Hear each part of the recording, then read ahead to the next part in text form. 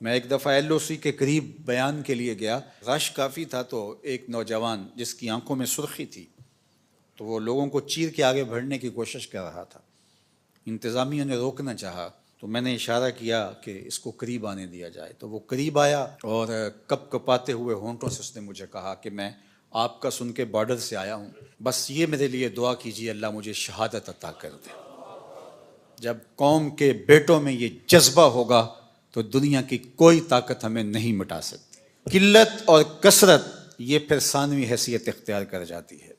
کس کے پاس اسلحے زیادہ ہیں، کس کے پاس افرادی قوت زیادہ ہے، معاشی طور پہ کون مضبوط ہے، پوری دنیا کفر کا ہاتھ کس کی پشت پر ہے، یہ چیز ثانوی حیثیت اختیار کر جاتی ہے۔ دیکھا یہ جاتا ہے سینوں میں جذبوں کا طوفان کس کے پاس ہے۔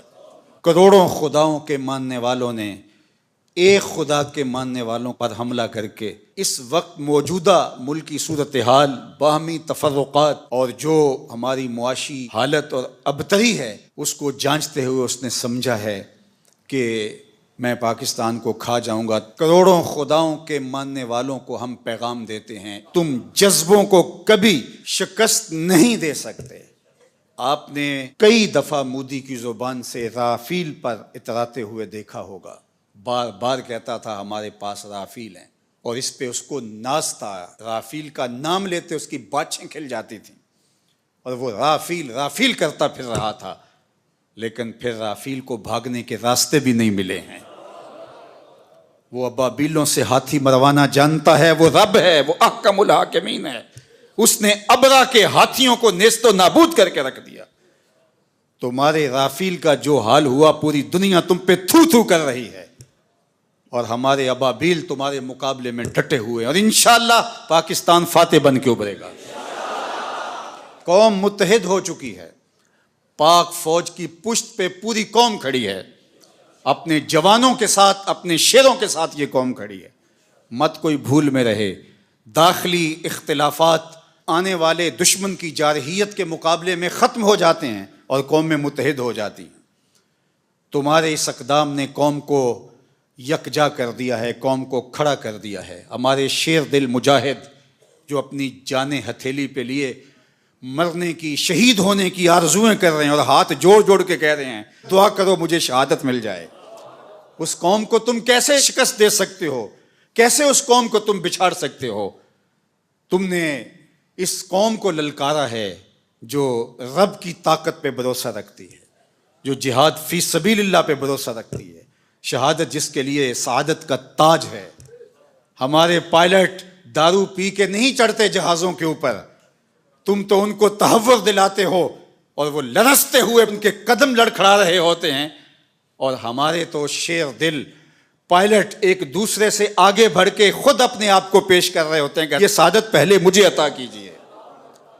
تم ایم عالم کی داستانیں بھول چکے ہو، یہ انہی کے فرزند ہیں، یہ انہی کے بیٹے ہیں، اور یہ قوم انشاءاللہ سرخرو رہے گی، سر بلند رہے گی۔ تم بھول گئے، تم نے سمجھا کہ یہ باہمی افتراق میں مبتلا ہے، اور آج اسرائیل کے بل بوتے پہ پھدک رہے ہو۔ اس کے ڈرون تم ہماری فضاؤں میں چھوڑ کے سمجھتے ہو کہ ہم بڑے بہادر بن گئے ہیں۔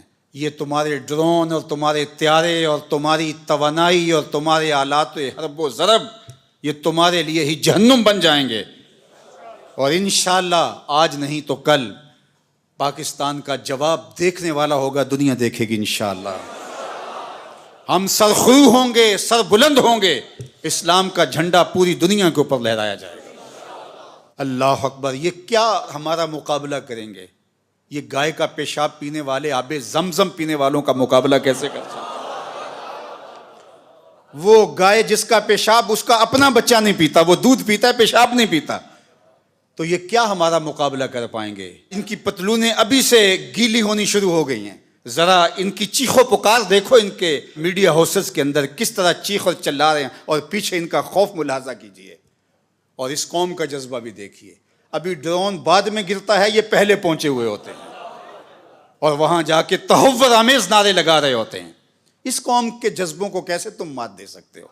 کوئی سراسیمگی، کوئی خوف اور کوئی ڈر اس قوم کی کھلڑی میں پیدا نہیں ہوا۔ یہ قوم جو کہہ رہی ہے کہ فوری جواب دیا جائے، انہیں اپنی جانوں کا ڈر نہیں، یہ پاکستان کی آبرو کے لیے بات کر رہی ہے، کہ ہماری سرزمین پر انہوں نے یہ جرت کیوں، اس بزدل دشمنوں نے مسجدوں کے اوپر میزائل مارے. ہم ایسا نہیں کریں گے انشاءاللہ. ہم وہاں ماریں گے تمہاری چیخیں دنیا سنے گی انشاءاللہ. اور سرخرو اور سر بلند رہے گا یہ وطن انشاءاللہ. اس کا جھنڈا سبز ہلالی پرچم جس کا رنگ گنبد خضرا کے رنگ والا ہے، یہ جھنڈا قیامت تک یوں ہی لہراتا رہے گا. گنبد خضرا کا فیضان ہے یہ وطن، رسول اللہ کی نگاہ کا فیضان ہے یہ وطن، اولیاء کی نظروں کا فیضان ہے یہ وطن. اس وطن کو مٹایا نہیں جا سکتا، قیامت تک یہ وطن باقی رہے گا.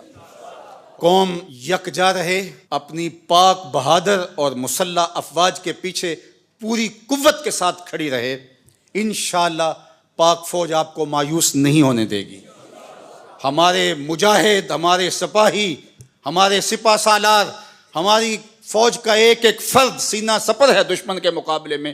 اور انشاءاللہ آپ آج نہیں تو کل دیکھیں گے کہ دشمن کو بھاگتے ہوئے راستہ نہیں ملے گا اور اسلام کا پرچم سر بلند ہو رہا ہوگا اور پاکستان زندہ باد کے نعرے لگائے جا رہے ہوں گے. آئیے میرے ساتھ نعرہ بلند کریں. نعرہ تکبیر، نعرہ رسالت، اسلام، پاکستان، پاک فوج.